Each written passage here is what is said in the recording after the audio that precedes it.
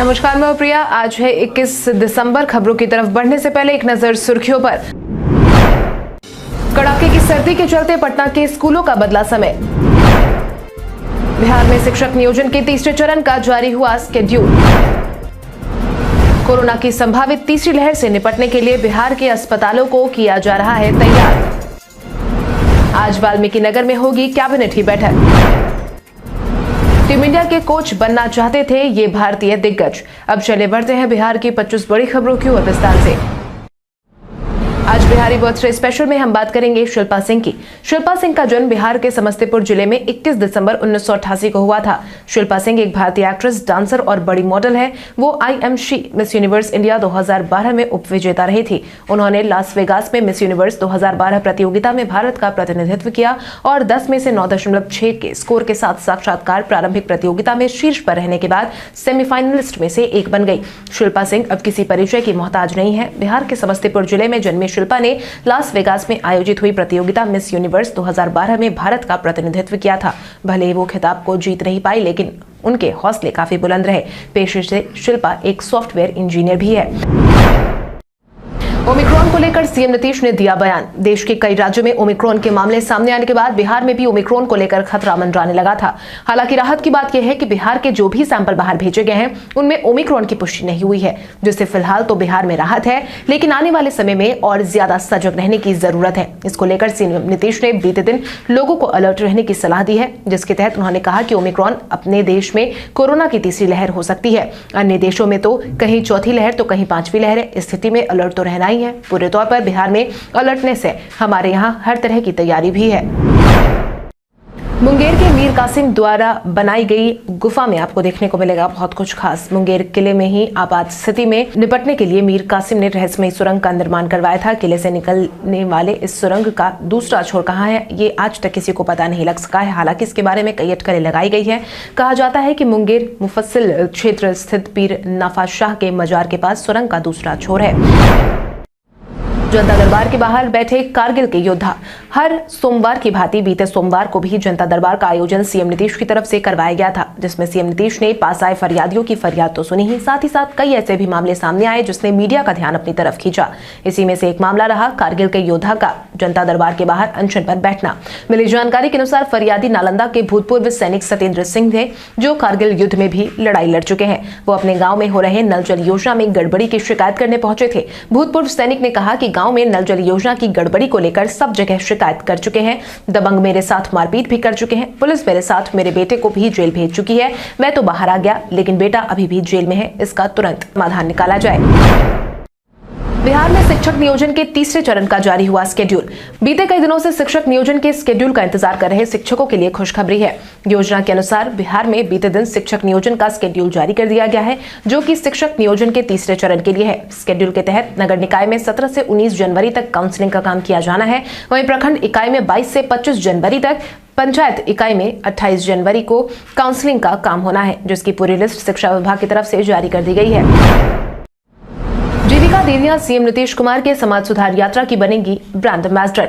22 दिसंबर से सीएम नीतीश कुमार बिहार के विभिन्न जिलों में समाज सुधार यात्रा पर निकलने वाले हैं, जिसको लेकर बिहार में अभी से ही तैयारियां तेज हो गई है। हालांकि सबके बीच यात्रा को लेकर एक बड़ी जानकारी निकल करके सामने आई है, जिसके तहत सीएम नीतीश के समाज सुधार अभियान का ब्रांड एम्बेसडर जीविका दीदियों को बनाया गया है। ज्ञात हो, बिहार में करीब जीविका दीदियों की संख्या 1.25 करोड़ से अधिक है। अपने यात्रा के दौरान सीएम जनसभा को संबोधित करने के साथ ही जीविका दीदियों से भी मुलाकात करेंगे, क्योंकि मुख्यमंत्री नीतीश कुमार हर जिले में शराबबंदी, दहेज प्रथा और बाल विवाह समेत कई और महत्वपूर्ण मामलों की समीक्षा करेंगे। ऐसे में उम्मीद यही जताई जा रही है कि इन कामों में जीविका दीदियों के बड़े नेटवर्क का लाभ मिल सकता है। बिहार में कब तक सताएगी ठंड। बिहार में भले ही ठंड का आगमन देर से हुआ हो, लेकिन ठंड अपना असर तेजी से दिखा रहा है। यही कारण है कि अब लोग ठंड से कब तक परेशान रहने वाले हैं, इसको लेकर सवाल जवाब करने लगे हैं। और लोगों की इसी समस्या को देखते हुए मौसम विभाग ने ठंड के समय का आकलन कर पूर्वानुमान जारी किया है। बिहार को लेकर मौसम विभाग ने पूर्वानुमान जताते हुए कहा है कि इस बार संभावना है कि मार्च के अंत तक ठंड अपना असर दिखाएगी और मजबूरन लोगों को गर्म कपड़ों का मार्च तक सहारा लेना पड़ेगा। पिछले 72 घंटों में राज्य में पछुआ हवा का प्रवाह देखने को मिल रहा है। हवा की रफ्तार भी लगभग 10 से 15 किलोमीटर प्रति घंटे से चल रही है। ऐसे में जहां अधिकतम तापमान में गिरावट हुई है, वहीं न्यूनतम तापमान में भी लगातार कमी देखने को मिल रही है। पटना की सड़कों पर अब दिखेगी सीएनजी बसें। पटना की सड़कों पर अब दिखेगी मिनी सीएनजी बसें। राजधानी पटना की सड़कों पर जल्द ही मिनी सीएनजी बसों का परिचालन शुरू होने वाला है। अब तक आपने पटना की सड़कों पर बड़े बड़े सीएनजी बसों को तो देखा होगा, लेकिन अब आप छोटे बसों को भी देखने वाले हैं। मिली जानकारी के अनुसार पटना नगर निगम क्षेत्र में परिचालित निजी मिनी डीजल बसों की जगह अब सीएनजी बसों का परिचालन किया जाएगा। इसके लिए निजी डीजल मिनी बसों को नए सीएनजी मिनी बसों से बदलने के लिए आए 50 आवेदनों में से 43 का चयन कर लिया गया है, जो कि जिला स्तरीय चयन समिति द्वारा कर लिया गया है। जिसके बाद इसको लेकर परिवहन विभाग मंत्री शीला कुमारी ने बीते दिन बताया है कि पटना शहरी क्षेत्र में डीजल की जगह सीएनजी बसों के परिचालन से प्रदूषण में कमी आएगी। इसका परिचालन नगर सेवा के निर्धारित रूटों पर किया जाएगा। कोरोना की संभावित तीसरी लहर से निपटने के लिए बिहार के अस्पतालों को किया जा रहा है तैयार।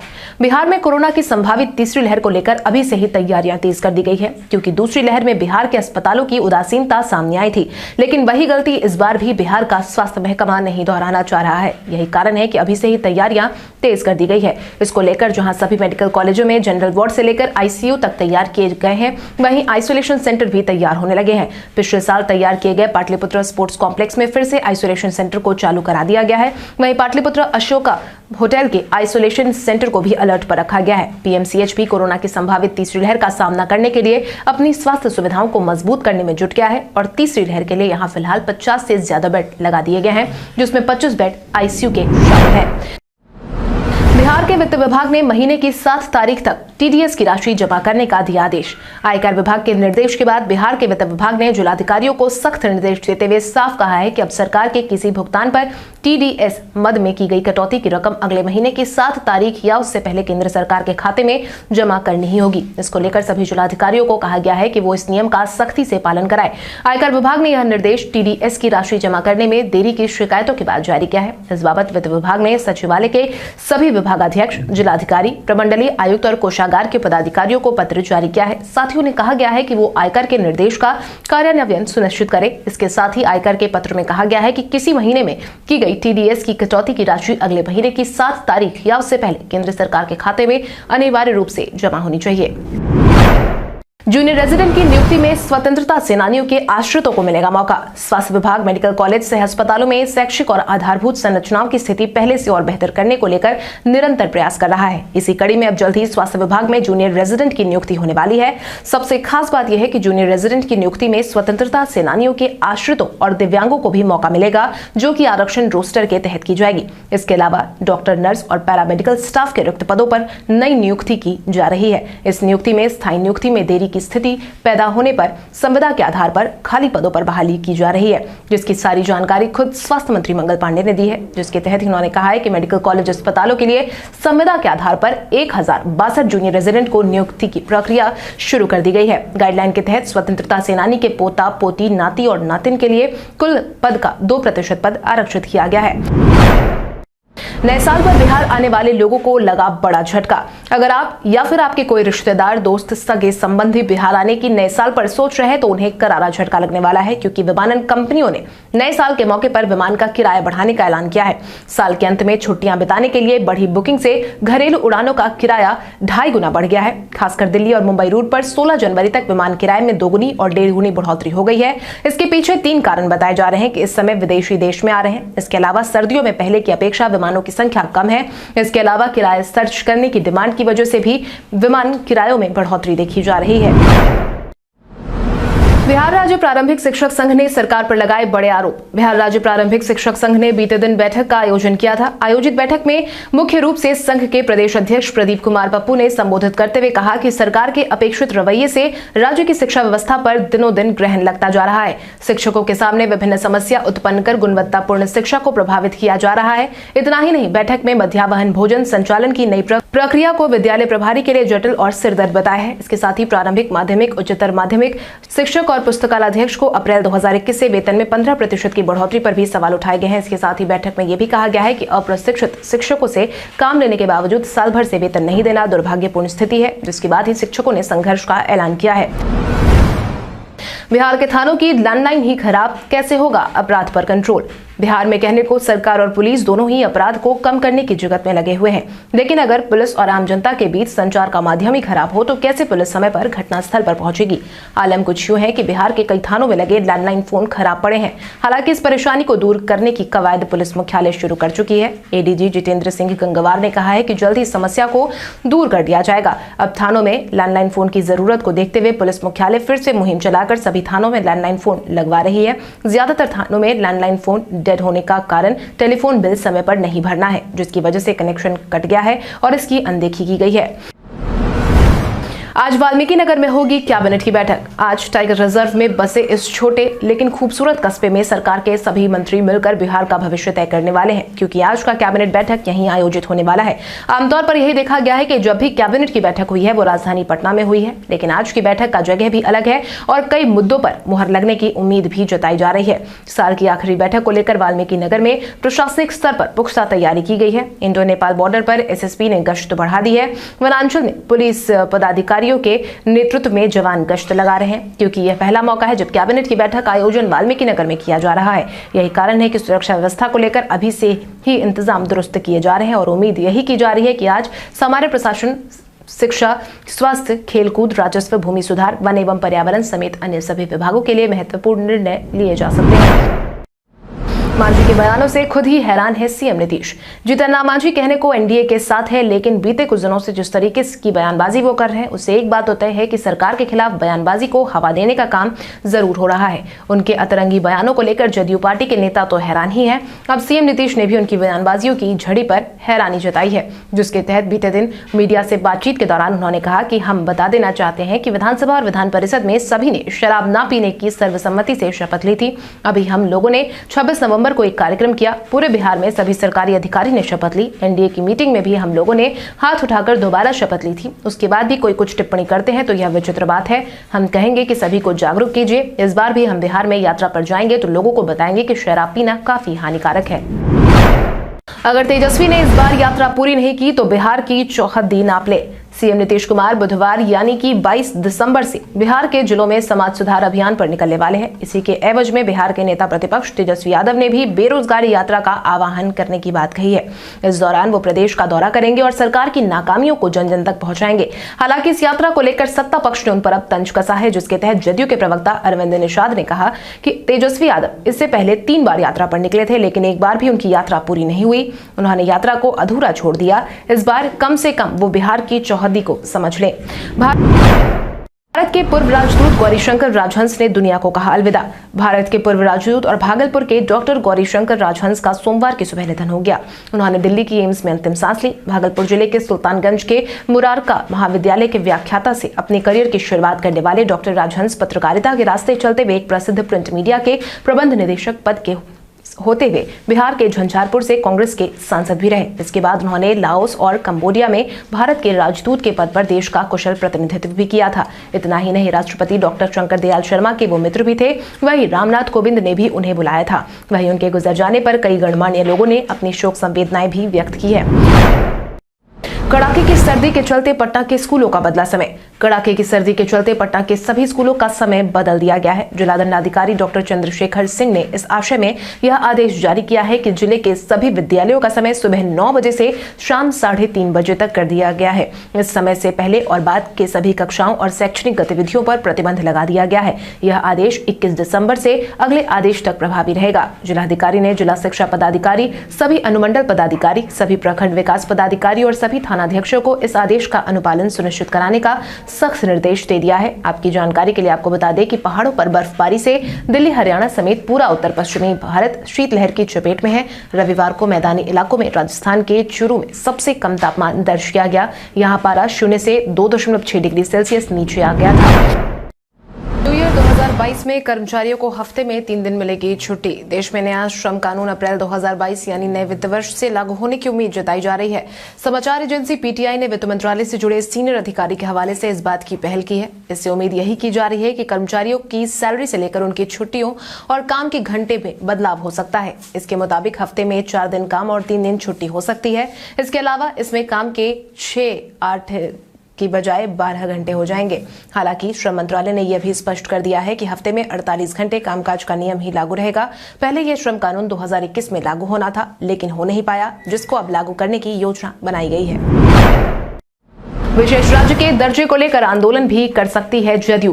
बिहार को विशेष राज्य का दर्जा दिए जाने की मांग को लेकर सियासत गर्म है। हालांकि इस गर्माहट का असर आने वाले समय में क्या होगा, ये तो देखने वाली बात होगी, लेकिन इस मुद्दे को लेकर जदयू कितनी ज्यादा गंभीर है, इस बात का अंदाजा आप इसी बात से लगा सकते हैं कि जदयू ने मांग पूरी नहीं होने पर आंदोलन तक पर जाने की बात कह दी है, जिसके तहत जदयू के संसदीय दल के अध्यक्ष उपेंद्र कुशवाहा ने साफ कहा है कि नीति आयोग ने अपनी रिपोर्ट में बिहार को अति पिछड़ा दिखाया है। अब कहीं कुछ भी साबित करने की जरूरत नहीं है। नीतीश कुमार के नेतृत्व में लगातार हो रहे विकास कार्य के बावजूद बिहार पिछड़ा है और यह सही है। इसलिए बिहार के विकास के लिए विशेष राज्य का दर्जा मिलना जरूरी है।